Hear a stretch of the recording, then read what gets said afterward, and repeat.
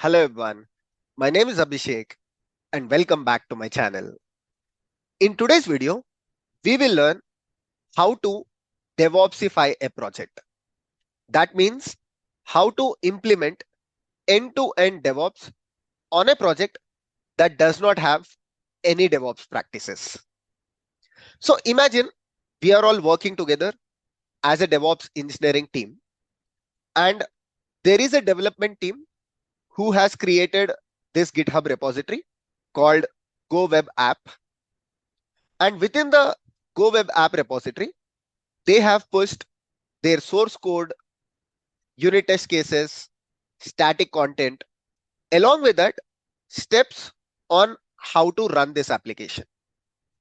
Now the development team wants to implement DevOps practices such as CI/CD, containerization of their application, deploying their application onto Kubernetes cluster, and other DevOps practices. So the development team will reach us, the DevOps team, asking to implement DevOps. So what we are going to do, whatever I'm going to explain right now, we will be implementing all of them in today's video. So we will first start with containerizing the project. So for that, what we are going to do is we are going to write a Docker file. So we will write a multi-stage Docker file so that we also implement images with reduced size as well as security. Then we will create Kubernetes manifests such as deployment, service, and Ingress. Then we will set up CI, continuous integration. We will use GitHub actions to implement the CI. And within the CI, there will be multiple stages. I'm going to explain them in the video. Then we will implement CD, which is using GitOps. So we will use Argo CD to implement the continuous delivery. Then we will also set up a Kubernetes cluster because CI/CD has to deploy the application on the target platform, and the target platform would be Kubernetes. So the application will be deployed on a Kubernetes cluster. We will create a EKS cluster. I will explain the steps to create EKS cluster and to configure it.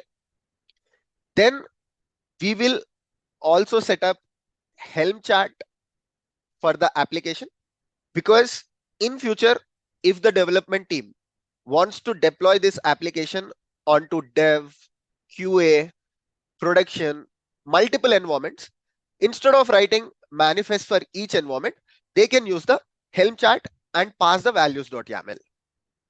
Finally, we will also set up Ingress controller configuration so that the Ingress controller would create a load balancer depending upon the Ingress configuration so that the application is exposed to the outside world. We will also learn how to map the load balancer IP address to the local DNS so that we test if the application is accessed from outside world. So all of these things usually DevOps engineers implement for a project, and we are going to do all of them in today's video. So video is going to be lengthy. Please sit back, relax, watch the video, and after watching the video, make sure you implement the same things that I'm going to explain. Don't worry if you have any questions while implementing. If you are stuck somewhere, I have already set up GitHub repository with end-to-end DevOps for this particular project. So the project name is go-web-app, and DevOps implementation of the project is with the name go-web-app-devops, where you can see everything like I've mentioned: how to create EKS cluster, how to set up Argo CD, how to create a Helm chart, Ingress controller configuration, Kubernetes manifest, Docker file, and also a README file for you, which explains how to DevOpsify a Go web application. So you have the complete notes, you have the video. Only thing that you have to do is, after watching this video, make sure you implement the project. So let's start with our first step. So what is our step one? Containerization of this project. One mistake that people usually do is they directly start with containerization of the project. Please do not do that. What you need to do is first understand the project. DevOps engineers need to know how the application should be built, how the application needs to be run, on which port the application is running, and how does the application look like. So for that, what we will do is, even before containerizing this project, we will first run this application locally and understand it. So let me start with cloning the repository. To clone the repository, either you can directly do it from Visual Studio Code, or you can use a terminal. So what you can do is you can run the git clone followed by the URL, HTTPS URL or SSH URL, however you have configured your GitHub repo. Paste it here and you will have the GitHub repository on your local. Once you have it, use the CD command and move to the directory go-web-app. You will have all the files that are available in the GitHub repository. Of course, I already have it. I have cloned the repository. And what I will do now is I will open the Visual Studio Code and I will start running the application locally. Or let me do it from here. For running the application, I don't need VS Code. So first, we need to build the application. Before running, we need to build it. For that, the command is go build -o main. This name can be anything. What does -o do here is, if you provide the name as Abhishek, the build binary that is created will be created with the name Abhishek. Let's use main or any name of your choice, followed by dot. Okay. Now, if I do ls, I will see binary called main. How to execute a Go binary? Very simple. You can just do ./main. Now the application is running. Let's take a look at it on our terminal. Sorry, on our browser. So I will do localhost 8080. The application throws not found. That is because if you look at the repository that is shared by the development team, they told us that the application is accessible not on the path/ but on the path courses. This is the reason why you need to run the application locally first and understand the project. So I will use /courses. Perfect. So this is the application. We have a home page, learn DevOps from basics, how to learn, what are the courses offered. Then in the about section, there is the name of the author. Abhishek explains about the author. Then there is a contact section, how to contact the author. Then there is a courses section. In the courses, it explains that if you want to learn DevOps from basics, these are the main tutorials, these are the additional tutorials, and these are the troubleshooting tutorials. Okay, so this is just a portfolio website. You can assume that way. We understood how to run the application locally. We learned the steps. First step is to build. Second step is to run the binary. Now what we will do is we will start writing the Docker file for it. So for that, I will use Visual Studio Code. You can use anything of your choice.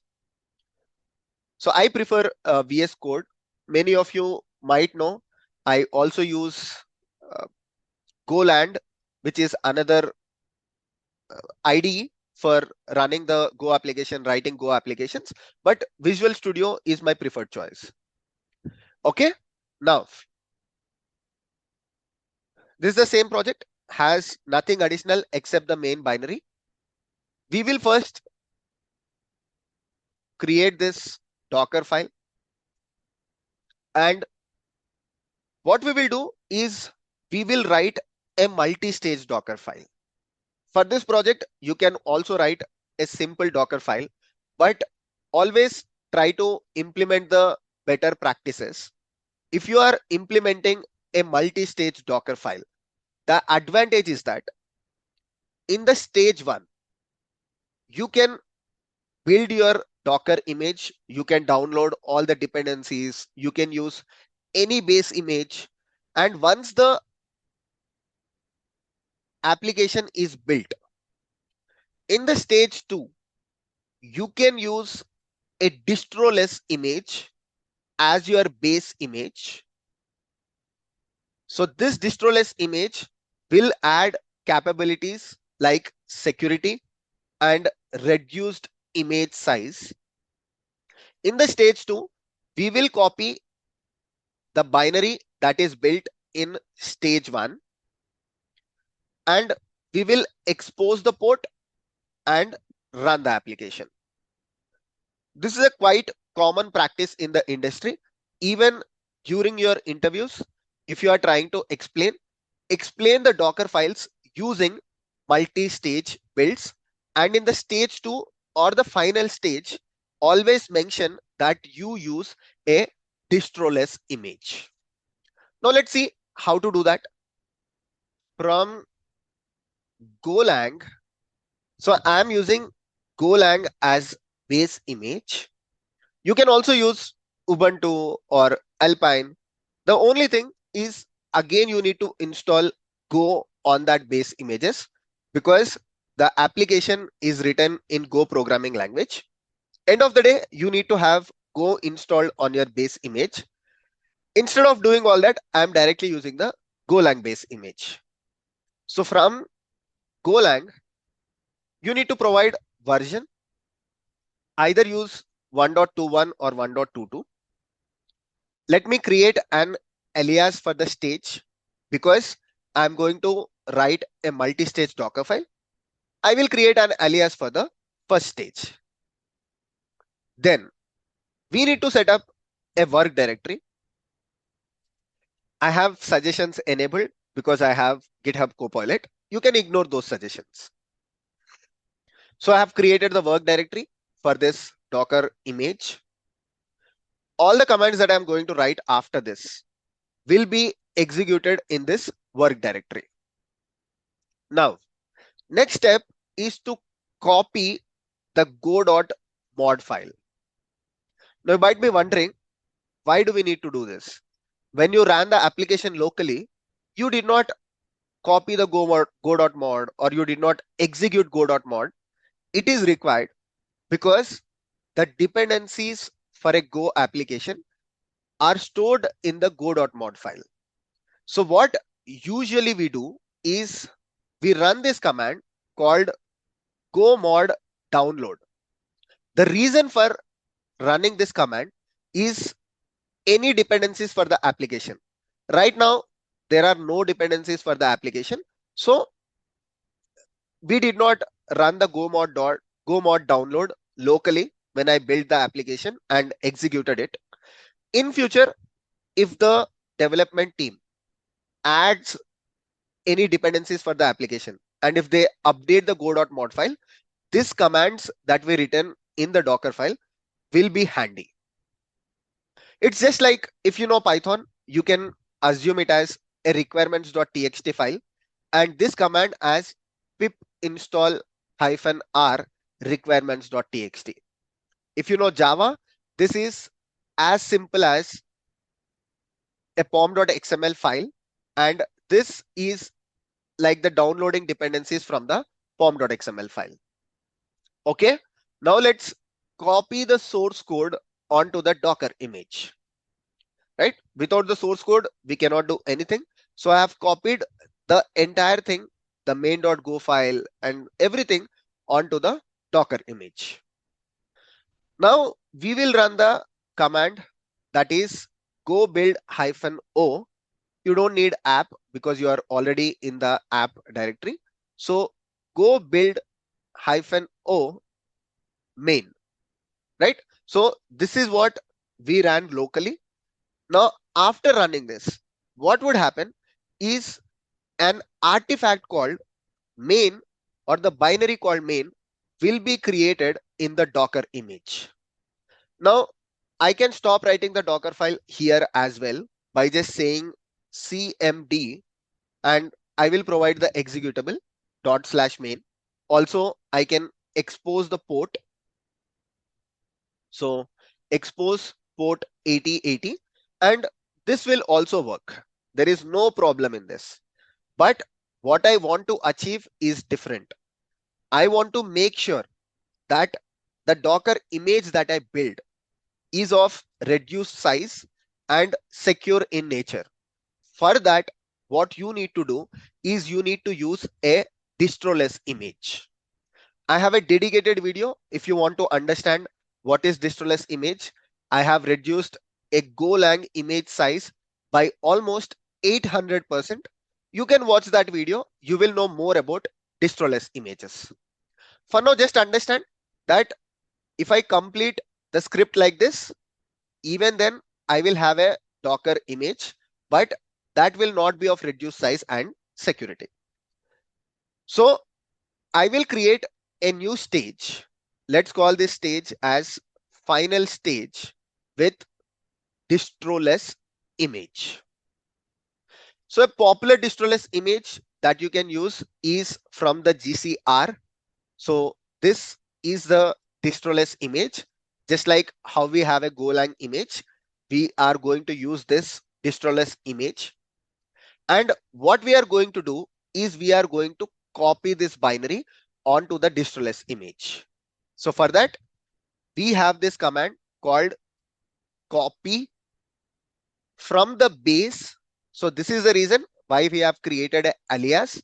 So from this stage called the base stage, we are going to copy the main binary, which is in the /app directory, onto the any directory that you want to set up. If you want to have a working directory or on the default directory. So I'll have it on the default directory. You cannot stop here. You also need to copy the static content, right? So static files are also required. So what I'm going to do, sorry, yeah, --, from stage is base. So I will also copy /app/static to a folder called static. Okay, let's say .static. So what I have done here, along with the binary, I have also copied the static content, because this application, whatever we saw, it has static files, right? HTML files, CSS files that are not bundled in the binary. Static content is outside the binary. So you need to have both the static content as well as the binary in your distroless image. Now we can simply expose the port, expose 8080, and then using the cmd, run this command called /main. I have a lot of extensions on the Visual Studio Code. I have Docker suggestions extension. I have GitHub Copilot extension. So I get all these suggestions, which makes me easy to write the Docker files, Kubernetes manifest. So I would also recommend you make full use of your IDE, especially when you are in the stage of practicing. It helps a lot and it gives you a lot of confidence as well. Okay, so now I believe our Docker file is ready. Let's verify that. So I will take a terminal, and this is our newly created Docker file. I will test it. right? If I refresh the page here, you will see the application is not running. I have stopped the application. Now, let's say, of course, you need to have Docker installed locally. If you don't have Docker installed locally, please install Docker. Then Docker build, let's call this as, I mean, I will also tag this image. Future, I'm going to push this image. So let me tag it as, this is my Docker username, followed by, let's give it a name. Let's call it as go-web-app. So Docker build -t, my Docker username, the repository name. We can also provide a tag. Let's call the tag as v1, followed by the location of the Docker file, which is dot in the same location. Now let's run it. So if you run into any issues, we will also try to fix them. So it says run go mod download. So error is very simple. It says the project requires greater than or equals to 1.22.5. The reason is that if you look at the go.mod, so in the go.mod, the developer has mentioned Go version as 1.22.5, whereas in the Docker file, we are using Golang 1.21. So we can simply change the version to 1.22 or even 1.22.5. Okay, now let's retry.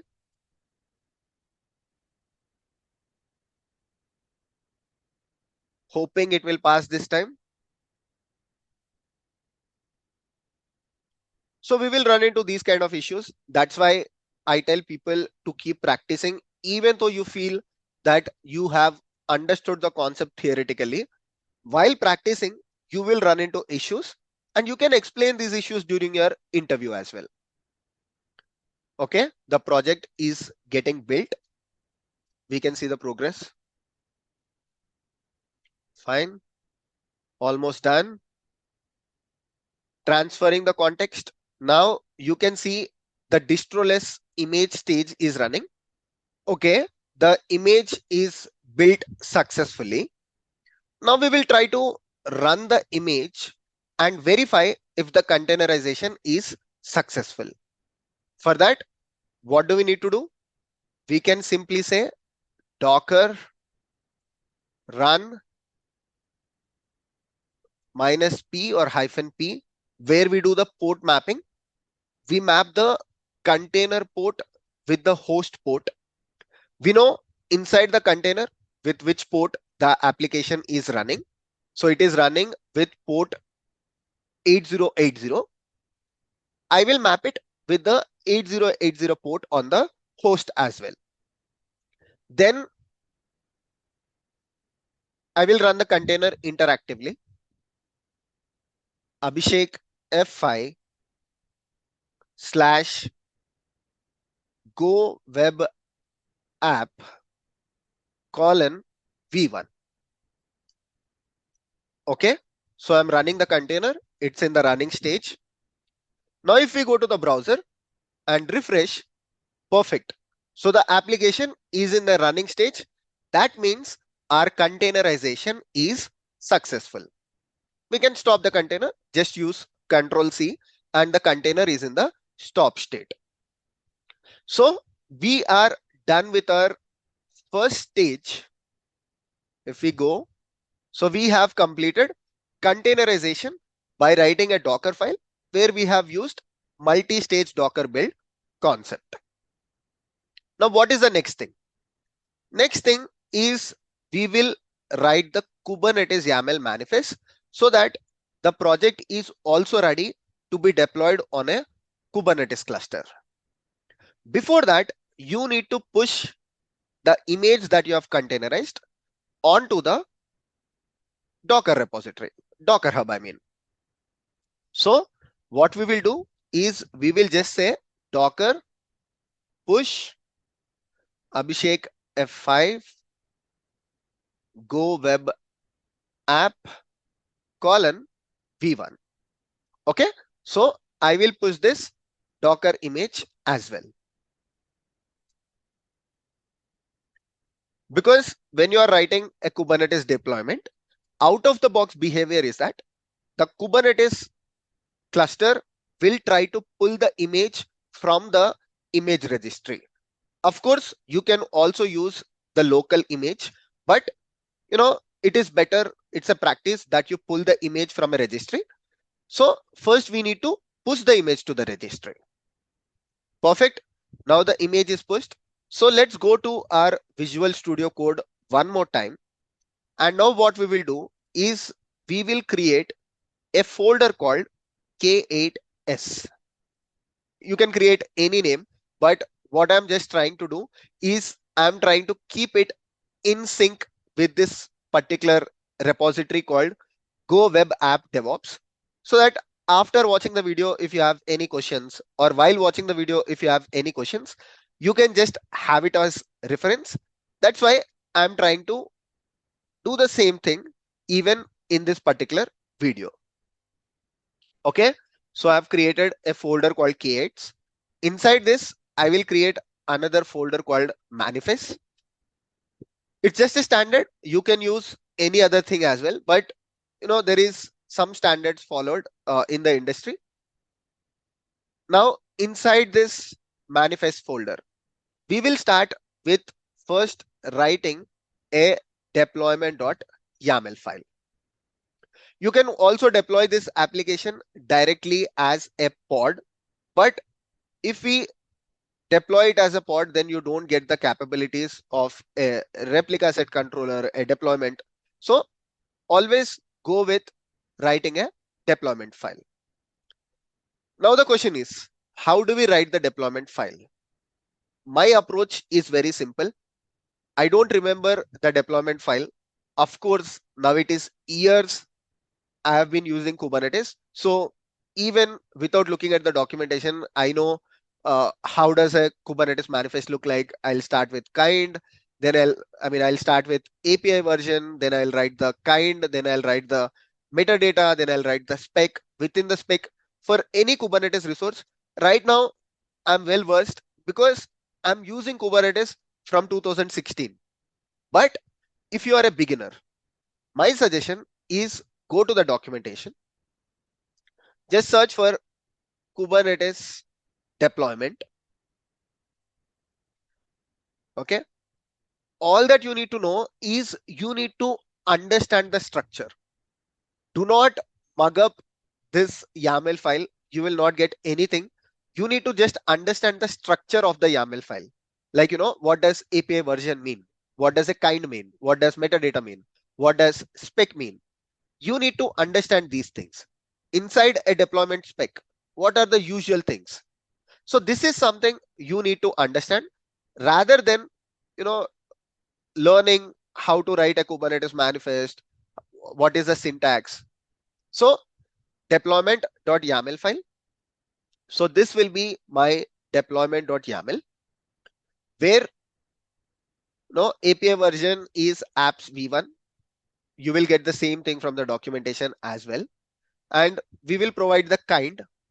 Metadata, just provide the name, go web app. Labels, app, go web app. In the spec, you can provide the number of replicas. We are doing a very simple application. So let's go with the replica count as 1. In the selector, provide again match labels with any key value pair. I'm using the same thing standard across the deployment file. What's important is this particular label, or this particular label. So this label, which is your label that is assigned to the pod, you need to make sure you provide the same thing in the selector of the service, because Kubernetes service discovery happens through the labels and selectors. So this is one thing that you have to be very keen with. Okay, so even in the pod spec configuration, I have provided this as the label, and in the Docker username, I will provide Abhishek F5 followed by colon V1. Okay. Container port is 8080. So I'm confident about the container port. I have also containerized the application. So I know what is the container port. Now I have created the deployment file. This is done. Now let's move to the next one. What is it? Service.yaml file. Again, if you are a beginner, go to the Kubernetes documentation. Search for Kubernetes service. Scroll down. You will get a Kubernetes service manifest. So you can use this Kubernetes service manifest and you can start copying it first and modify it according to our requirement. Like I told, the main thing within the service, of course, there are multiple important things, but the most important one is the selector. So this selector has to match the label that you have provided in your pod specification. If you are deploying a pod directly, or if you are deploying pod through deployment, make sure your service has the selector that matches the pod label. And then the service type. Right now, let's keep it as cluster IP service. Okay. Target port has to be the container port, the port inside the container with which your application is running. Okay. I have also created my service. Also, let's create a Ingress file. Now, Abhishek, how do I verify all these things are right? Wait for the next stage where we will create a Kubernetes cluster as well. So in the Ingress file, again, the same thing. Just go to the Kubernetes documentation, search for Kubernetes Ingress. I have some cool extensions which can generate the complete Ingress file, deployment file, service as well. But I'm showing how usually people do. In Kubernetes Ingress, there are different types of Ingress. What we will use is a host and path. So we will use host-based Ingress. So this is a host-based Ingress where we will route the application traffic. We will use a particular the host name, and we will only allow the application traffic on that particular host name. For example, you can access Amazon.com applications only when you hit the Amazon.com, right? So there is a DNS mapping which we will understand towards the end of this video. Right now, let's provide a host for our application or for our project. So what I'll do is I will configure the Ingress YAML file. So at this point of time, you might not be aware what is this Ingress class name, what is it doing. Just to explain in one line, Ingress class name is basically for the Ingress resource to be identified by Ingress controller. In some projects, in some organizations, there can be multiple Ingress controllers. So some companies might use Nginx plus AWS application load balancer plus Kong plus traffic, because multiple development teams might ask for multiple Ingress controllers. Now, Ingress resources within the Kubernetes clusters need to be identified by those Ingress controllers, right? So for that, what we usually do is we provide an Ingress class name, and this Ingress class name tells the Nginx Ingress controller that this is the Ingress resource that you have to watch for. If you are not providing this, then the Nginx Ingress controller will not watch your Ingress resource. Okay, we are going to implement Nginx Ingress controller. That's why I have put Ingress class name as Nginx. Why we are going to use Nginx Ingress controller? Because we have already used AWS application load balancer controller.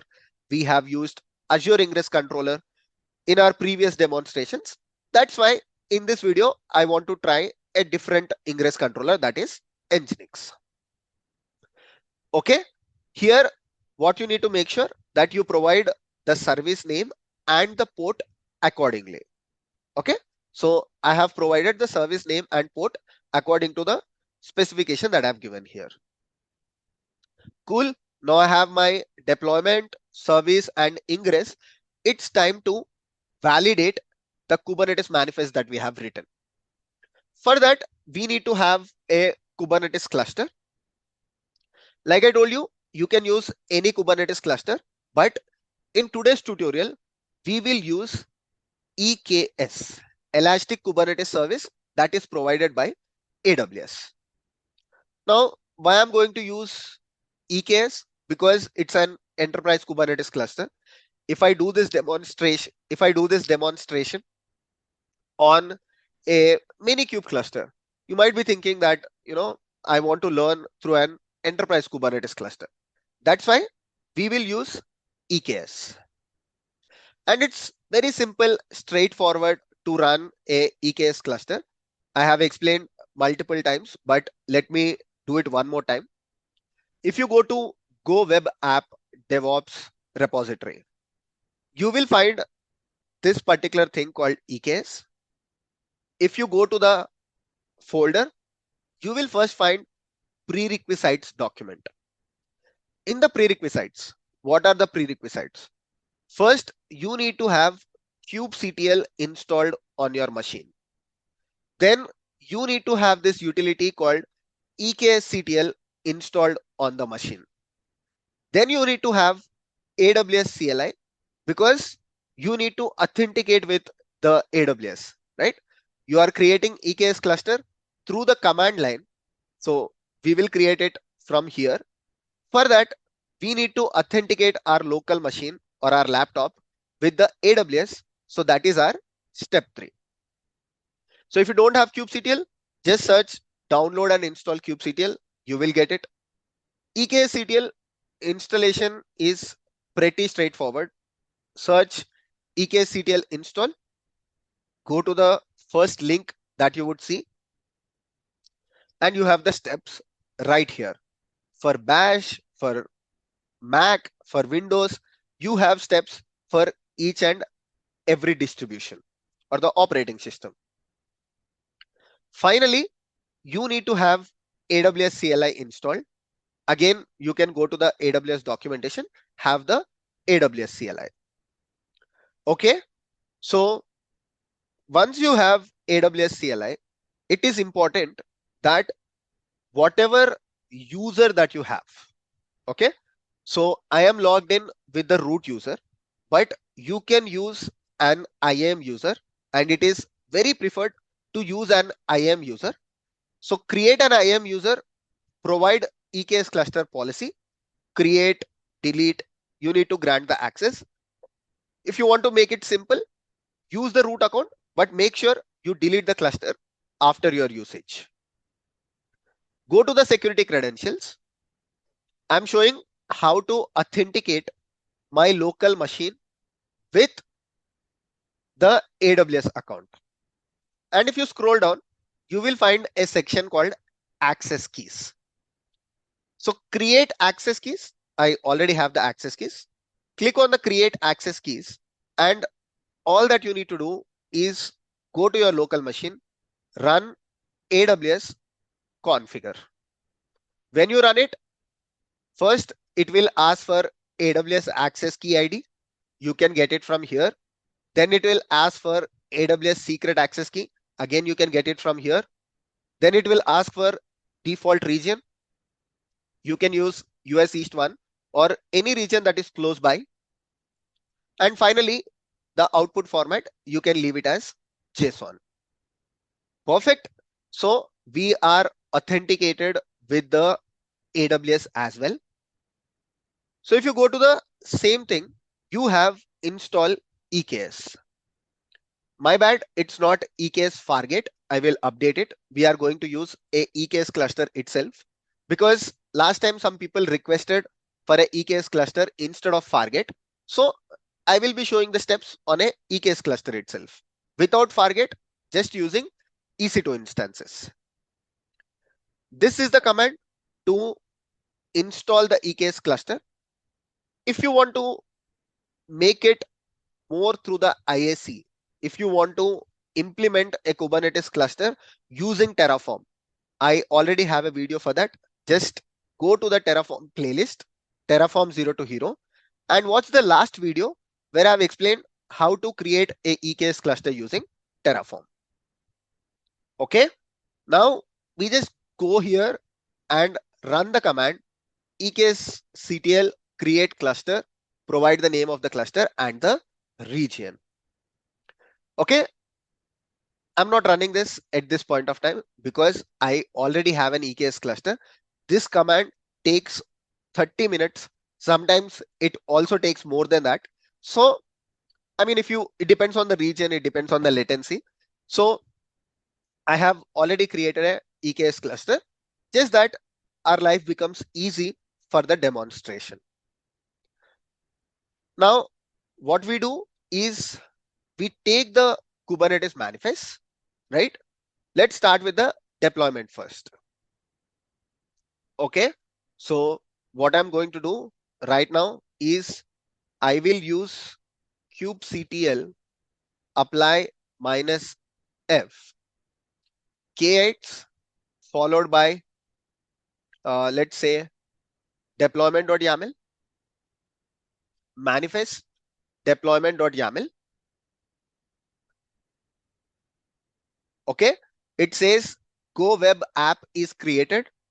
Let's see kubectl get pods. Perfect. So our go web application is running. That means our pod is running successfully. Okay, we are good. Step 1 is done. Step 2, I want to verify if my service is the service manifest that I've created is implemented correctly. So I will do kubectl apply -f k8 manifest service.yaml. Okay, service is also created. The configuration is perfect. And let's proceed with Ingress also. So what I'm going to do, kubectl apply -f k8 manifest ingress.yaml. Cool. So the deployment is created, service is created, ingress is created. Right now, I cannot access my resource directly from the ingress because if you do kubectl get ing, you will see the address is not assigned. What we need for that, we need an ingress controller so that the ingress controller assigns the address for the ingress resource. Once the address is assigned, I will take the IP address and I will map it with the domain name that we have created in my etc host. We will do that, but before doing that, let's verify at least if the service is working fine. What we can do is we can expose the service in the node port mode. Okay, before we move forward with the ingress controller configuration, we can do this and we can verify if the service is working fine. So let's go to the EC2 instance first, because if we are running the service in the node port mode. So first let's edit the service, kubectl edit svc. The name of the service is go-web-app. Okay, if you scroll down, you will find type cluster IP. So we will change it to node port. Okay, I'm just verifying if my service is working fine or not, even without the ingress configuration. So I have exposed the service on the node port mode. If I do kubectl get svc, you will see that now my service is running on node port and it can be accessed on the port 32009 on my node IP address. What are my node IP addresses? I can simply do kubectl get nodes -o wide. So these are two nodes and these are the external IP addresses. So I can pick up any of the node. It doesn't matter if you expose the service in the node port mode, you can pick up any node IP address. Just copy the IP address followed by the node port. So this is the node port. Okay. Now if I click enter, you will notice, okay, it got 404 not found because we need to access it on courses. Perfect. So my application is running fine even on a Kubernetes cluster. We have used service of type node port mode. Now what we need to do is we are done with this particular thing, Docker file. We are done with Kubernetes. We have created deployment, service, Ingress. Now we will implement Ingress controller as well. Don't worry, we will come to the other steps. Let's complete the Ingress controller, then let's move to the CI/CD part. Okay, so we have completed containerization, we have completed Kubernetes, the manifest creation, we have completed the EKS cluster creation. Now we will complete the Ingress controller configuration. So the Ingress controller configuration, how you need to learn how to create the Ingress controller is first go to the documentation, Nginx Ingress controller. Of course, I have made your life easy. If you go to this repository, again, go-web-app-devops, you can find the Ingress controller steps. If you just click on this, you can find installation.md.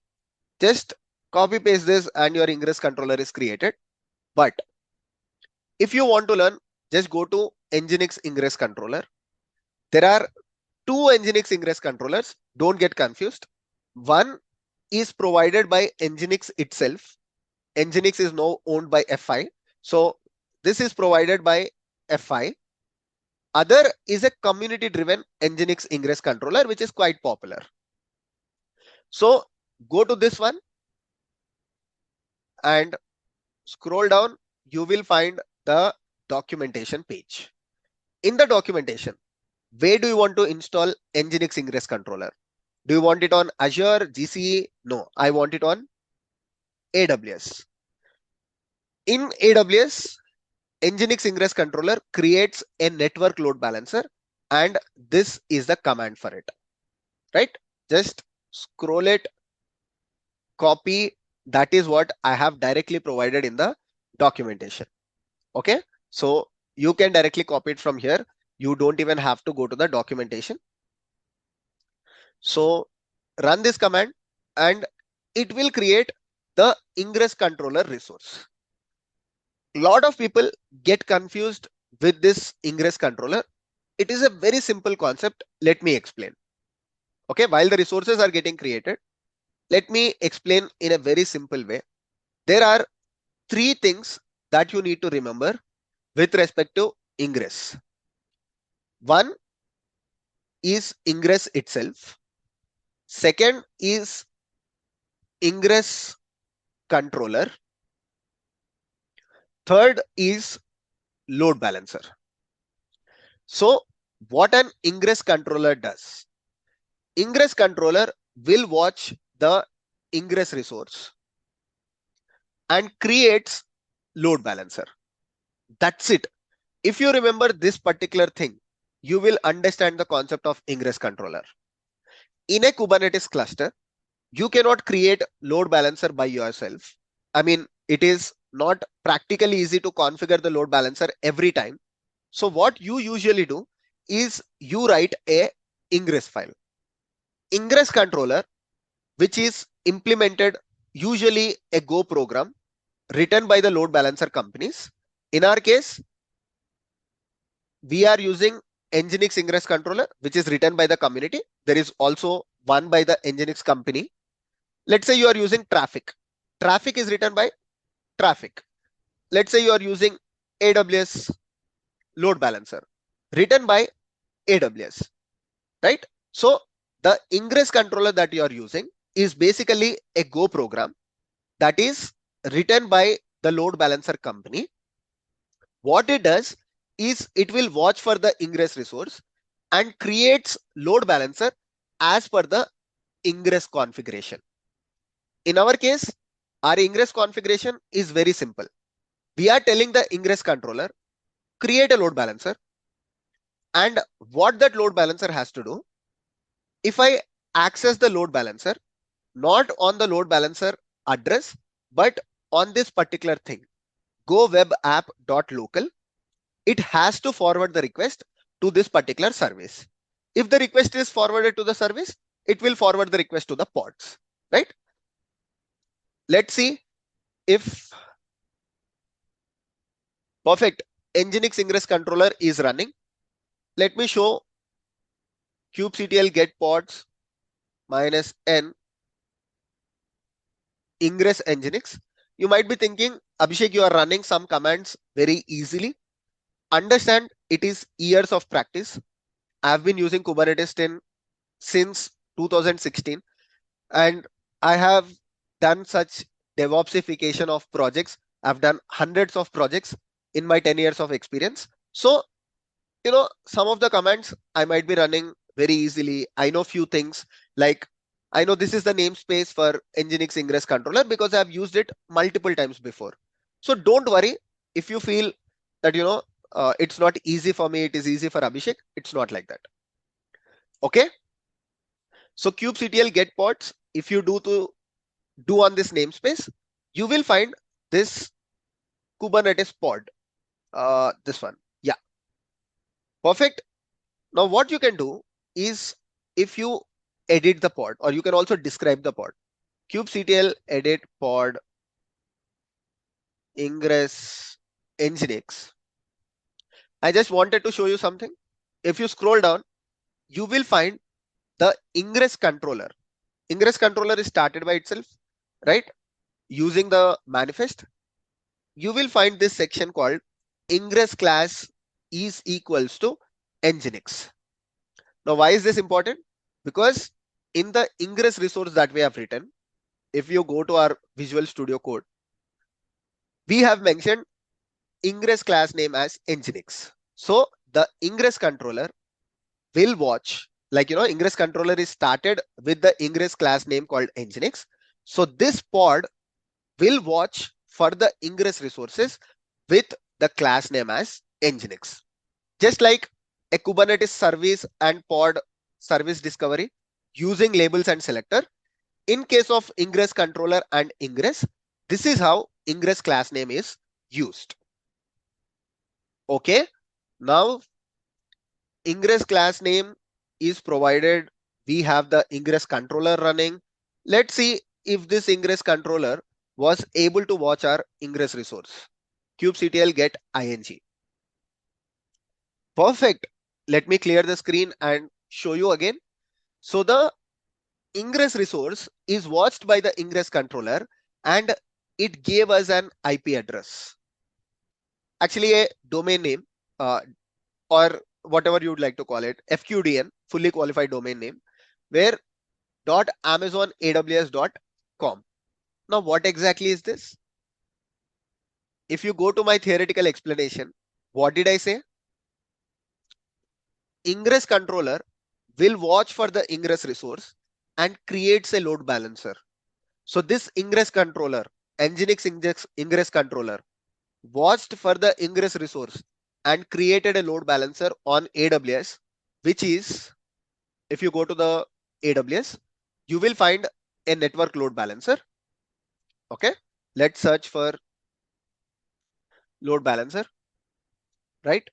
EC2 feature, and you will see that, yeah, so this is the network load balancer.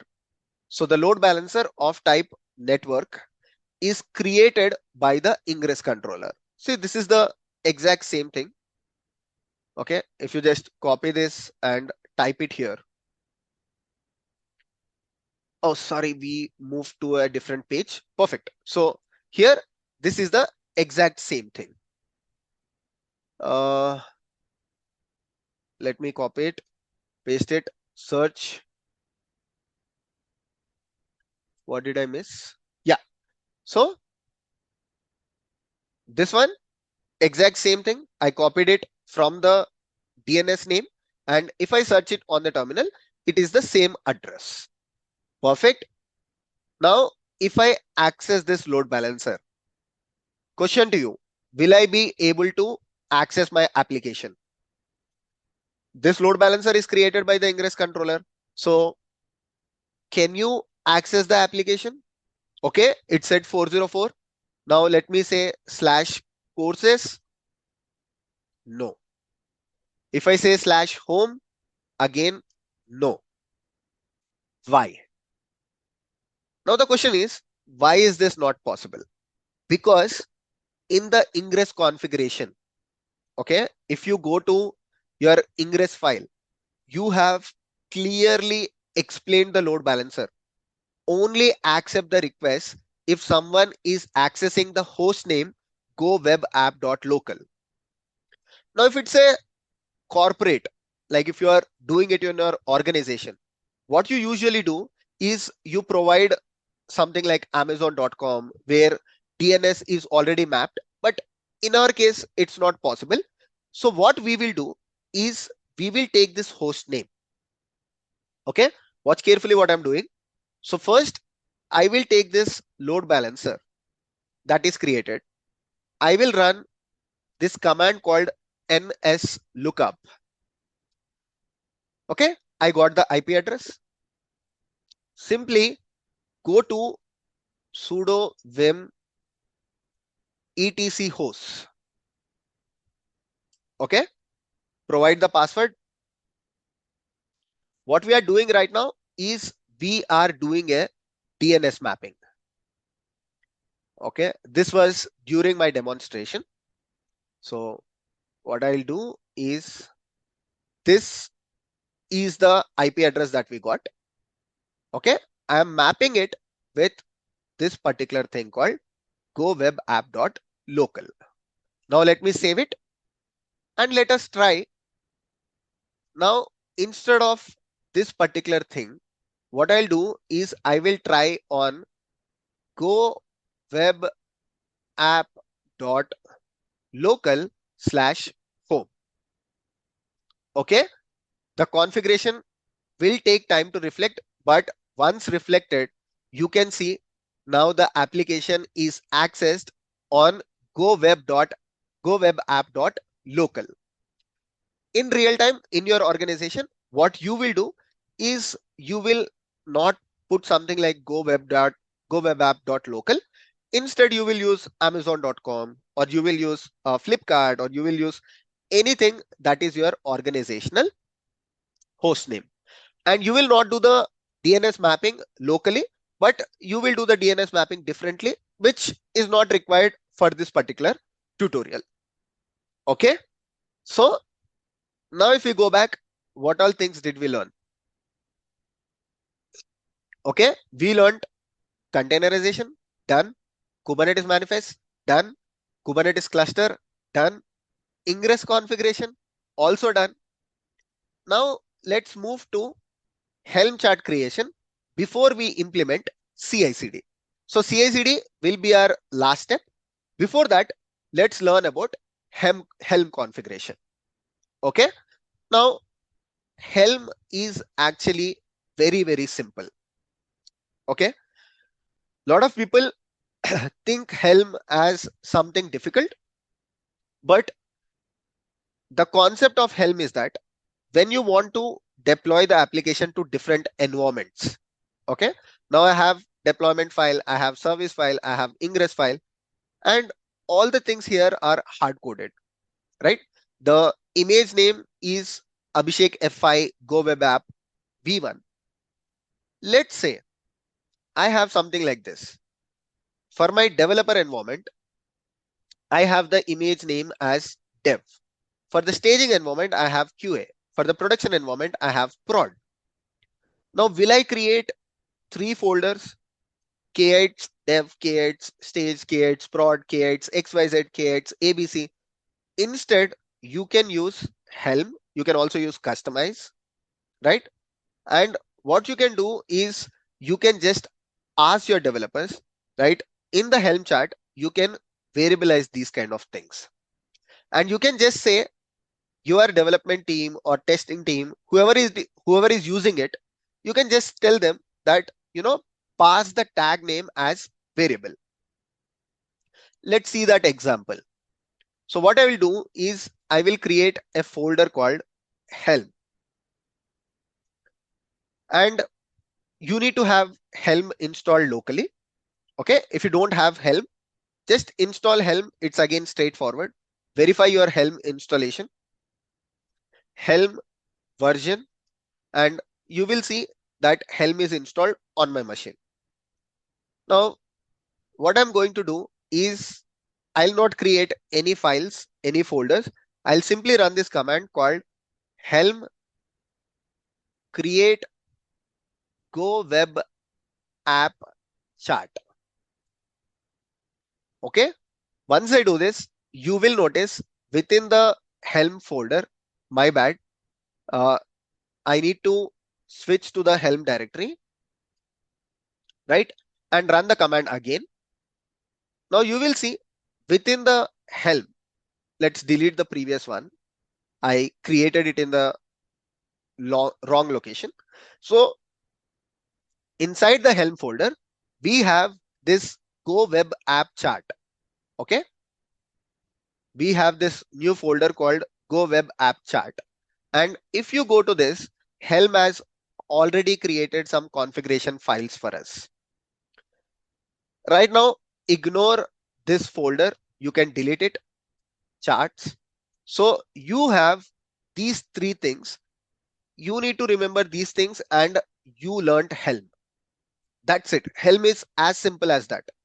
If you know what exactly is a values.yaml, if you know what goes into the templates, and if you know what is a chart.yaml, you know Helm.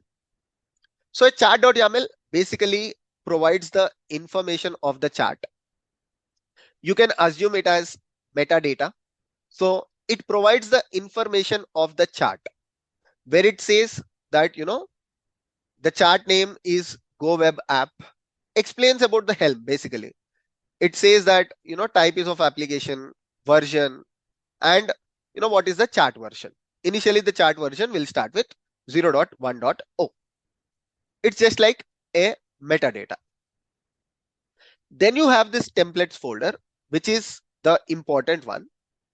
So whenever you create the Helm directory structure like this, my recommendation is go to the templates folder and remove everything. Yes, remove everything. And inside the templates folder, just copy your Kubernetes manifest. In my case, deployment.yaml, ingress.yaml, and service.yaml. You can also do it from here, where you can directly copy and paste it inside the templates folder, or you can use the command line, copy, back, and I think here is the k8s. No, k8s, manifest, everything here to the templates. So I have deployment.yaml, ingress.yaml, and service.yaml. The advantage of Helm is that you can variabilize your YAML files, where if I just go to my deployment.yaml, let's say, okay, so I will go to my deployment.yaml, and within the deployment.yaml, what I can do is I can use this syntax where in the image section, okay, just replace the tag with this syntax. So the Jinja2 templating followed by dot values dot image dot tag. Now, what does this mean? This means that the Helm, whenever executed, will look for the tag from the values.yaml file. How? if we go to the VS Code, let me write it here for the purpose of making it easy. So this is my Helm. Inside the Helm, inside the template, in the deployment file, I have used this syntax. In the values.yaml, okay, what I need to do, again, remove everything from the values.yaml because that you got using the Helm chart command. You can simply update the values.yaml something like this. Okay, so right now I'm not using all of these things. I'm only using .image.tag, but just for your reference, you can variabilize other things such as the repository name. You can variabilize the Ingress configuration, but at this point of time, from the values.yaml, I am only reading image.tag. So the deployment.yaml inside the templates will go to values file, which is values.yaml, go to the image.tag, which is in the values.yaml image.tag. Don't assume this as a random string. In the tutorial, as we go forward, you will understand the significance of it, where when we implement the CI/CD, I will update the Helm values.yaml dynamically. So every time CI/CD is run, what we are going to do is we will update the values.yaml of Helm with the latest image that we created in the CI. And using Argo CD, that latest image with the latest tag will be automatically deployed. But right now, the tag that we have is v1, right? So this is the tag image.tag v1. Now let's verify if our Helm is also working fine or not. For that, kubectl get all. Okay, let's delete one of the things, or you can delete everything also, because I'm going to install everything through Helm. For now, okay, let's delete everything. Kubectl delete deploy go web app.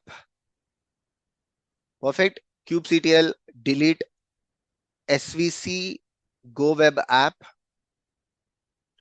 and kubectl delete ing go web app. These are the only three resources I have created. Now, if I do kubectl get all, you can see literally there is nothing in the namespace, right? There is nothing in the namespace. This is the Kubernetes service. Nothing related to our Go web app. Okay. Now let's go a folder back. Okay. Now you can simply run the command helm install go web app followed by go web app chart. Okay. So this is the name of the chart. The ones that we have created using helm install command, we have now installed. If you do kubectl get deployment, your deployment is available. If you do kubectl get svc, and if you do kubectl get ing. So now what we have done, we have installed the same thing using Helm. You can verify if you do kubectl edit deploy go web app, you will see the image. If I do /image, okay, image name has :v1. Although inside the templates, what we have for the deployment has this one. When you ran helm install command, what Helm has done, it went to the deployment, it saw that there is a substitution. So it went to the values.yaml and it replaced the tag in the deployment.yaml. That's why in the kubectl deployment, Kubernetes deployment, we have the version tag as v1. Perfect. Now Helm thing is also done. Let's uninstall everything. So you can simply do Helm uninstall, just run Helm uninstall go web app. Okay, it has uninstalled. Again, if you do kubectl get all, nothing, right? So Helm part is also done.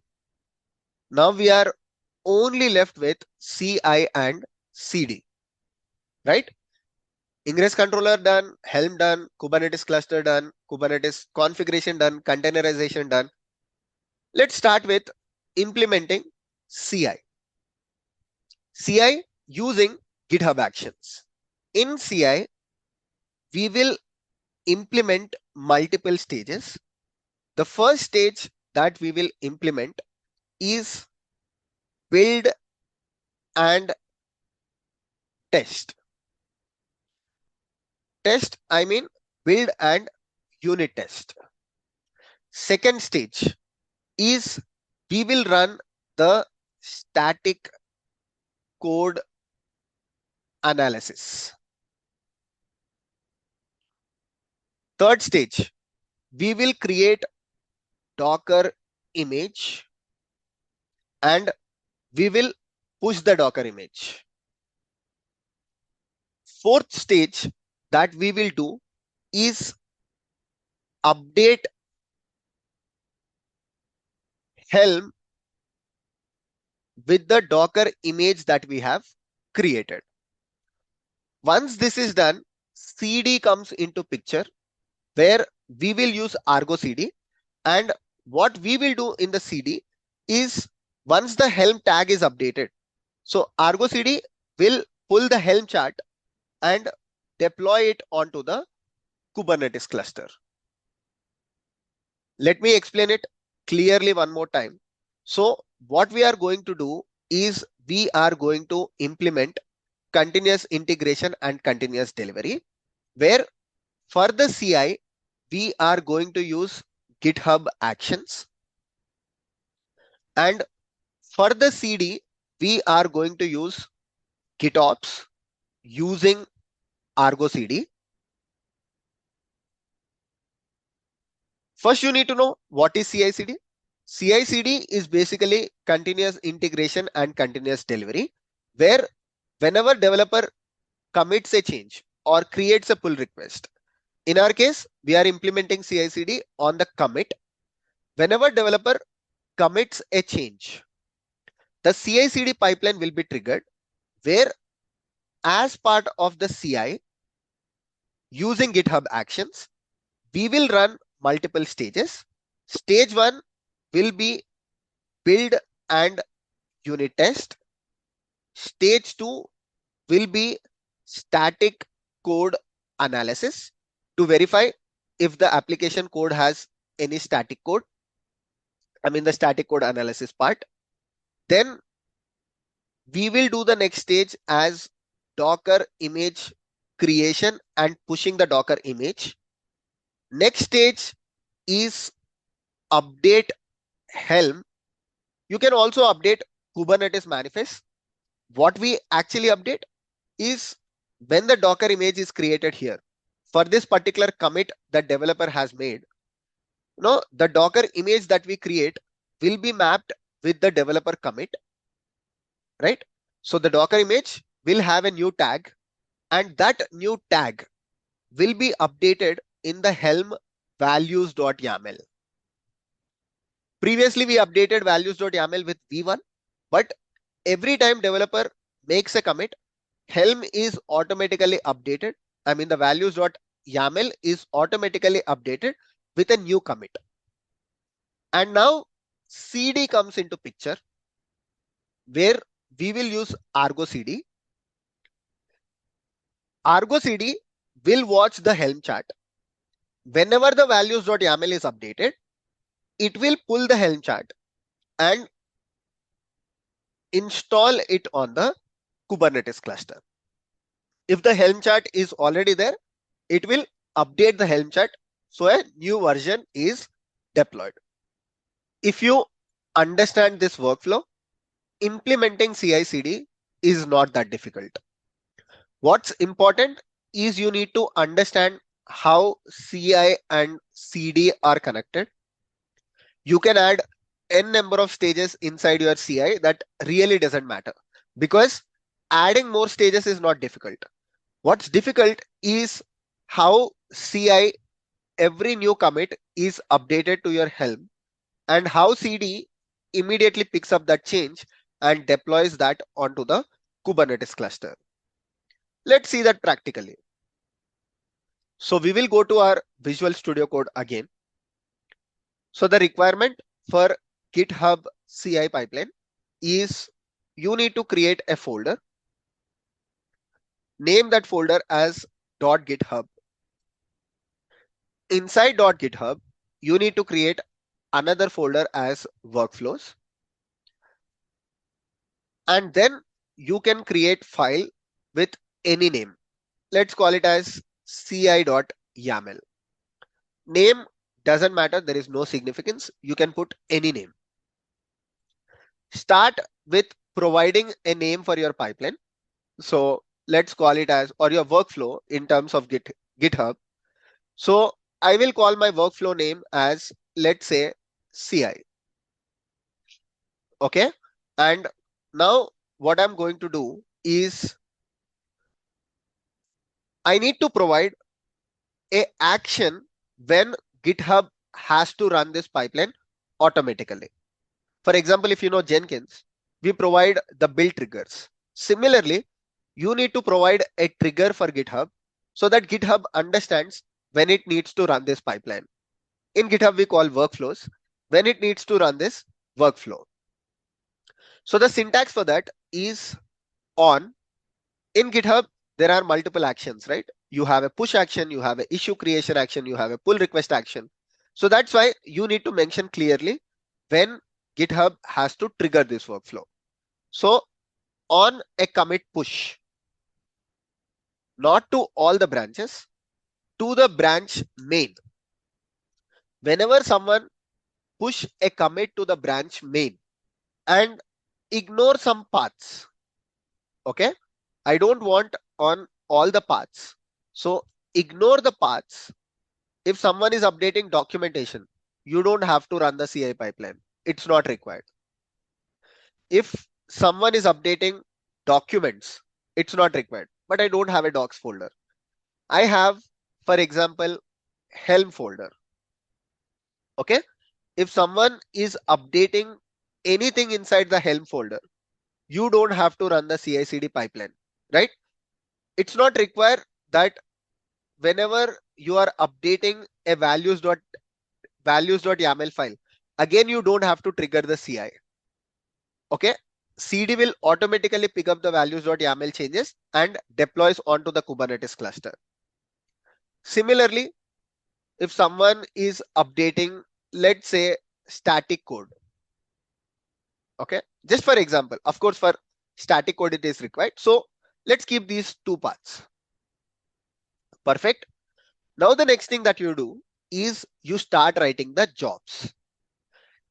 In GitHub Actions, jobs, inside the jobs, you will start writing the stages. For example, we have the build stage. We have the static code analysis stage. You will put all of them inside the jobs. N number of stages that you have doesn't matter.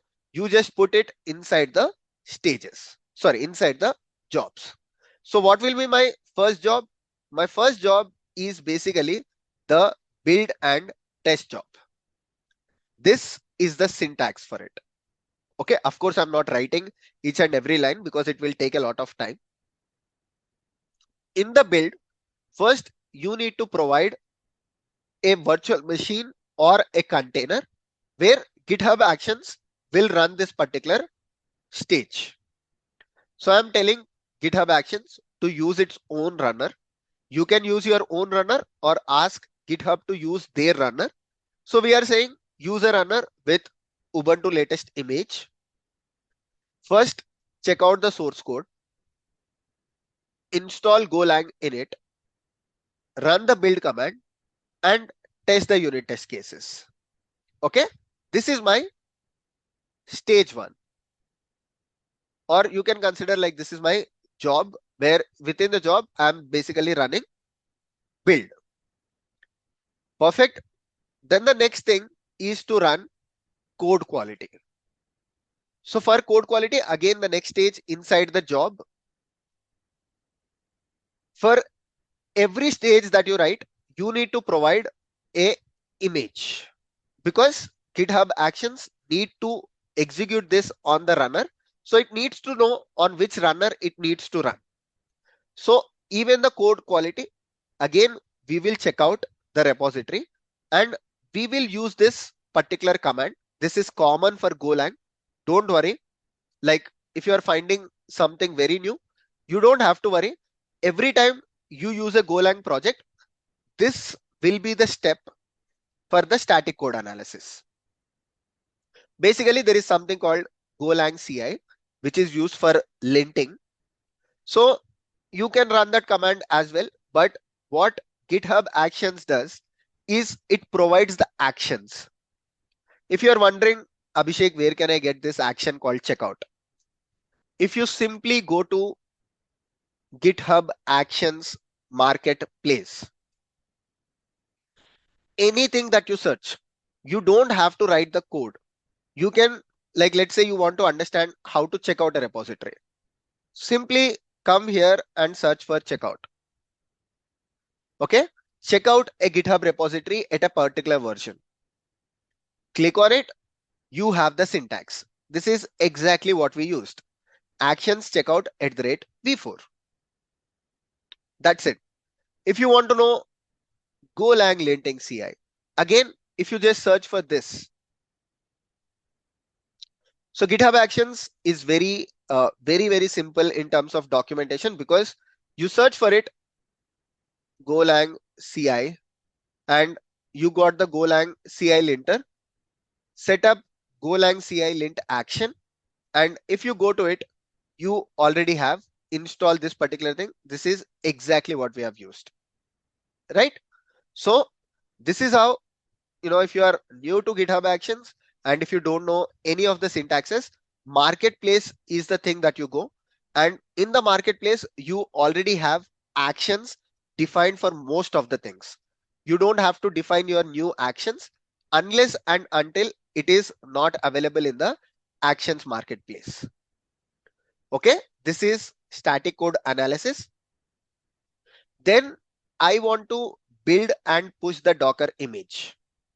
For that, what I will be doing is, I will use this particular thing. Now this entire thing I have already pushed to the, if you just go to this particular repository called go-web-app-devops, you can find the complete CI, whatever I am writing. You can find each and everything. If we write this file, each and every line, it will take hour. Instead, what I'm doing is I'm simply copy pasting it. Okay. So again, for push, what we have done is we are using the GitHub Actions. Okay. There is a Docker action where you can log into the Docker Hub. It's not good to provide the username and password. So that's why what we will do is within our GitHub repository. This is the repository, right? We will go to the settings. Within the settings, go to the actions, not actions, go to secrets and variables, click on actions. Here you can create a secret or a variable. Click on the repository secrets, right? Provide the secret, whatever you would like to. In this case, Docker Hub username is the secret, right? So copy it, Docker Hub username. What is your Docker Hub username? My Docker Hub username is Abhishek.F5, added as a secret. Then Docker Hub token. Okay, you should not be sharing your Docker Hub token. So add a new repository secret, Docker Hub token, and add your secret. Okay, how do you generate that secret? Just go to Docker Hub. Okay, log into Docker Hub. If you have an account, you should definitely have. So let me sign in. Okay, once you log into the Docker Hub, my profile, settings, repository settings. Sorry, you need to go to account settings. Okay, within the account settings, go to the account settings, and within the account settings, click on personal access tokens, and within the personal access token, you need to generate a new token. So token description, just say Golang CI CD or anything. Public repo read only.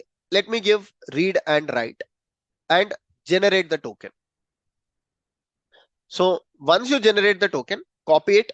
After the demo, I'm going to delete the token. So just copy it and paste it in the secret section. Okay, add the secret. So now the Docker Hub token and the username which we have provided right here, the username as well as the token, both of them are provided. And when I'm pushing the new Docker image, this is for logging into Docker Hub. See what I'm doing. Whenever I am building and pushing the Docker image, I am saying the tag has to be my Docker Hub username, which is Abhishek.Veeramalla, followed by go-web-app, colon, this is important. So every commit the developer creates, a new Docker image is created, and the tag for the new Docker image is basically github.runid. So every commit is unique, and similarly, the tag that is created for every commit.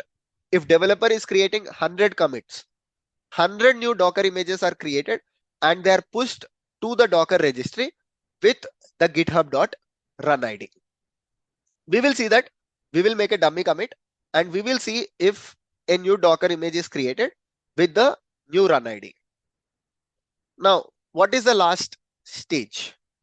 Last stage is to update the Helm, right? Like I have mentioned, once the new image is created with the new tag, I want to update the Helm chart. For that, this is the script.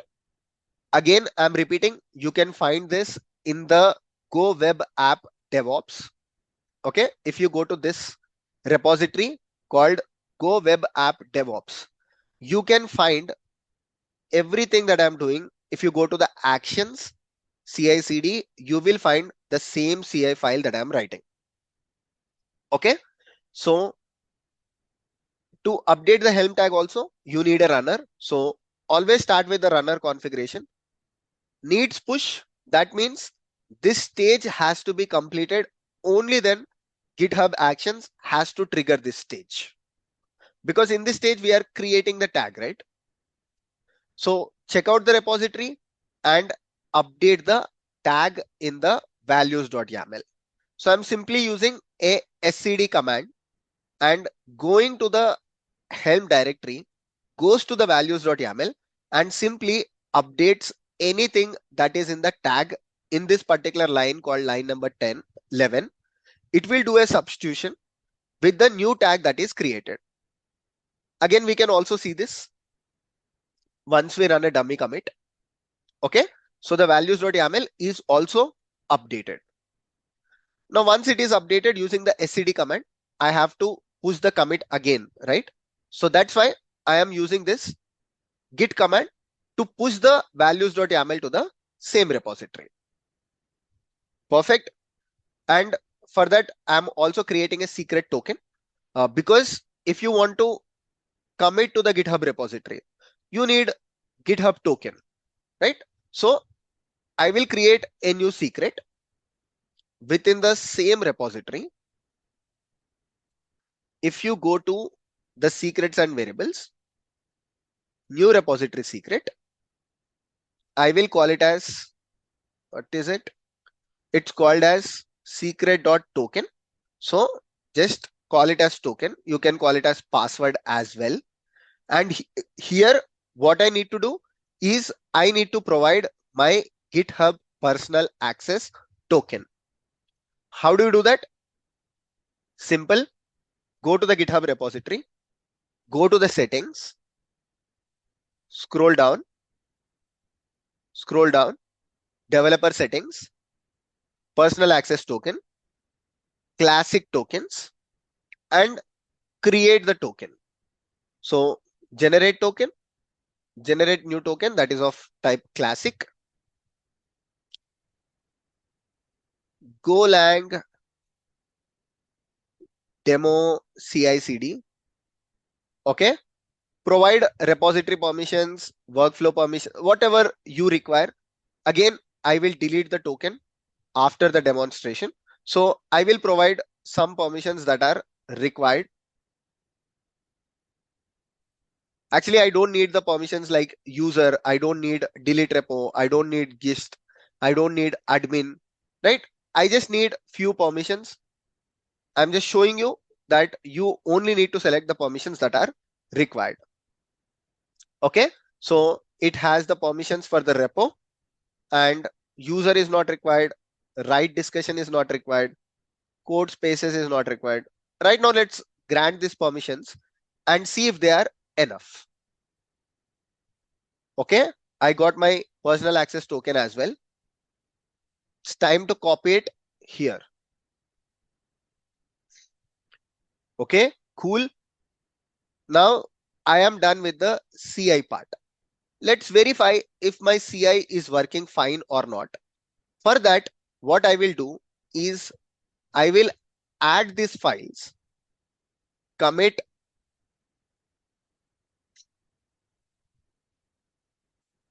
implemented CI, git push. Okay, we will see if something is failing in the CI. We will try to fix it live. Let's see if we go to go-web-app, a new commit has to be pushed. Okay, implemented CI. And on this, the pipeline is running. You can also go to the actions here and you can see implemented CI. What all things are running? Build, push, update, code quality. Build is successful. Okay, that means the application was built locally and unit tests are also passing. Now we are doing Docker image creation and the Docker image push. If you go to this, you can also see the logs. Okay, Docker image is getting created and we can verify. If you go to my Docker hub, go to go-web-app, go to the tags, right? You can see in the tags, this is the new image tag that is pushed. Let's see when is this pushed. Okay, where is the timestamp? Or let's go back here, see if this stage is successful. Perfect. This stage is successful. That means a new tag should be pushed to my Docker hub a few seconds ago. Perfect. So this is the new tag. What is this tag? GitHub run ID. Every commit has a unique run ID and the tag is created with that run ID. Now copy this tag, go to the repository, right? Go web app, go to the Helm folder, go to the values.yaml. You will see, just copy paste it. Perfect. So this is what we done in the last stage where we are updating the Helm with the new tag that is created. Perfect. So our CI is complete. If you go here, build and unit test is done, static code analysis is done, Docker image creation and push is done, and Helm chart values.yaml is also updated with the new tag that my CI has created. Now it is only left with the Argo CD. Every time the CI pipeline is run, Argo CD has to identify the change and push it to the Kubernetes cluster. Let's implement Argo CD as well. We will do it in next 5 minutes. Okay, so Argo CD configuration, very, very simple. Again, you can find it. I'm repeating it multiple times, but this repository has everything, right? If you go to go-web-app-devops, okay, this repository, you will have GitOps Argo CD. Just go to the install.md and copy paste it. Just copy, paste it in your Kubernetes cluster. Argo CD will be installed in no time. Okay, it said namespace already exists because I was using this cluster, but no Argo resources are there. All the resources are getting created. Once Argo CD is installed, how to access Argo CD? That steps are also provided. First, you need to expose Argo CD service so that you can access the user interface. Okay, I will copy it. I can create service of type load balancer or the node port. Anything is fine.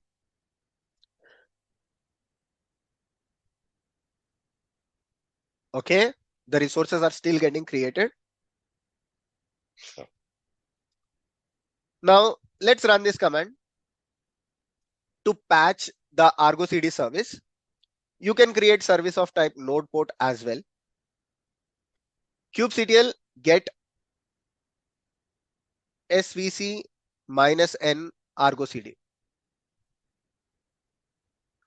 Okay, so this is the Argo CD external IP. Copy it and paste. Okay, it will take some time because it's a load balancer configuration where a new load balancer will be created. Meanwhile, if you don't even want to wait, what you can do is you can just take this port 30498 and do kubectl get nodes wide. So copy the external IP address 151, right? Copy this, and what you will do is you will use the node port Argo CD server, use the node port colon node port. So advanced, accept, and you have the Argo CD user interface. You need to provide username and password. Username is admin. Password, what you need to do is run this command kubectl get secrets in the namespace of Argo CD. You have this secret called Argo CD initial admin secret. Kubectl edit secret. Okay, edit that secret which has the initial password. Okay, copy this. This is base 64 encoded. Run echo the password. Use this command called base 64 ---- decode. Okay, now you can simply copy it. Do not copy this percentile. It's not the password. Password is only till here. Go here, copy the password, click on the sign in. Perfect. You are signed into Argo CD as well. Argo CD is on the same cluster, right? On the same Kubernetes cluster. So what you need to do, click on the new app. I will say Go Web App. Default project of Argo CD, which is an app project.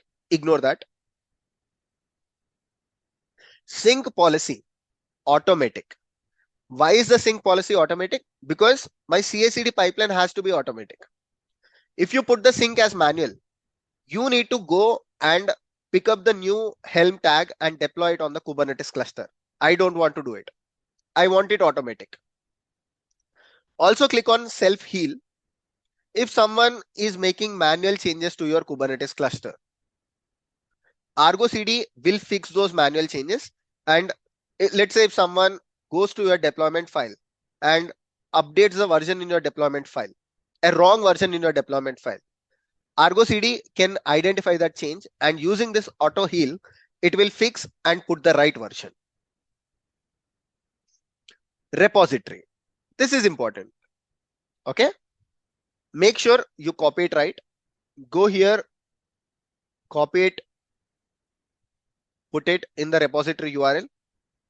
Immediately, Argo CD will identify the path. It will identify the Helm chart path. Okay. Cluster URL, put it default. The Kubernetes.default.svc mean you are deploying it on the same EKS cluster. Namespace, let's deploy to the default namespace. Right now, if you see, if I do kubectl get all, there is nothing, right? So I am using the default namespace. Values.yaml file, use the values.yaml that we have provided in the GitHub repository. Now click on create. Argo CD will look for all the files in your GitHub repository. Within the Helm chart, it will update the values.yaml with all the changes that are required in your deployment and all. If you click on this tile, you will see that Argo CD has started deploying everything. Pod is created, SVC is created, Ingress is created. Let's see. kubectl get deploy. Okay, deployment is created. kubectl get SVC. Perfect. SVC is also created. kubectl get ing.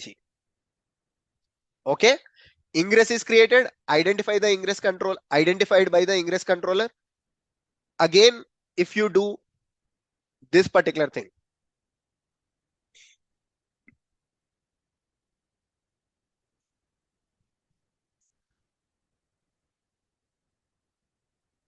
go-web-app-devops what was that? Courses.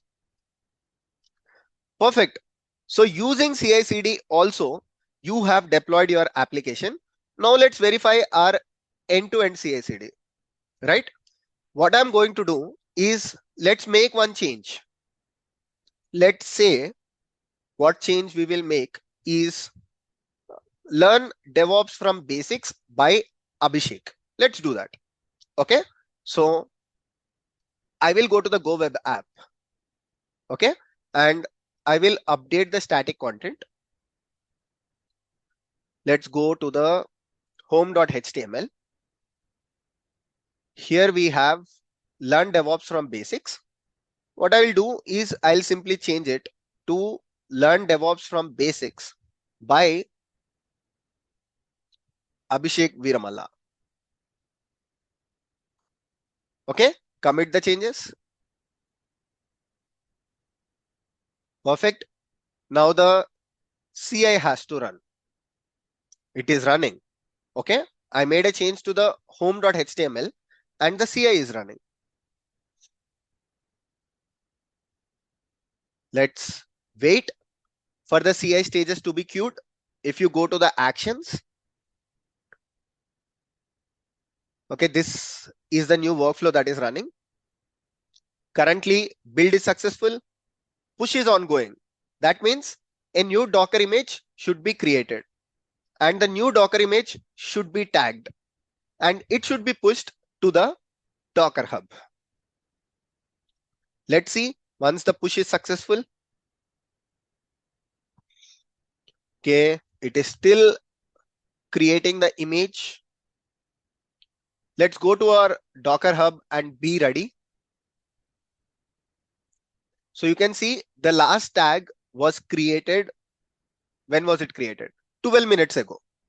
Once this is successful, we should have a new tag. Okay, push is still running. Push is just successful.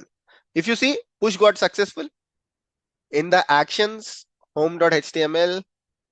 Okay, all the stages are successful. So let's verify that.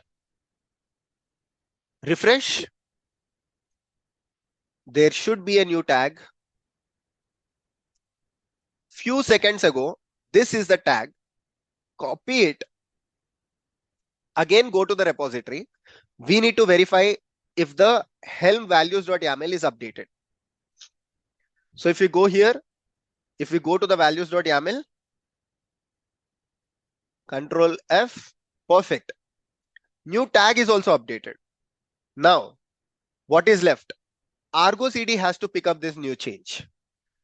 Argo CD by default looks for the new changes. That's why even if you go to the Kubernetes cluster, if you do kubectl get deploy, and if you do kubectl edit deploy, okay, you will see the image was the previous image. 10225. If you go here to the Docker Hub, okay, 10225, last digits are 432. Okay, it is updated already. Amazing. So 228 is updated. Okay, now if you go and if you try to verify, courses should look the same. There should not be any change in the courses. I did not update. If we go to the home screen, learn DevOps from basics by Abhishek.Veeramalla, right? End-to-end CI/CD is also implemented. So what did we do? We have completed this entire thing. We have DevOpsified a project. Clap for yourself. We have done containerization. We have done Kubernetes manifestation. We have done CI/CD. We have created a Kubernetes cluster. We have created the Helm chart. We have created Ingress controller, Argo CD configuration, everything in one project. How was the project? Please let me know in the comment section. Everything is available in the go-web-app-devops repository. Complete the project. It will give you a lot of expertise. Do let me know in the comment section, how did you find this project? Thank you so much for watching it till the end. Take care, everyone. Bye-bye. Take care. See ya.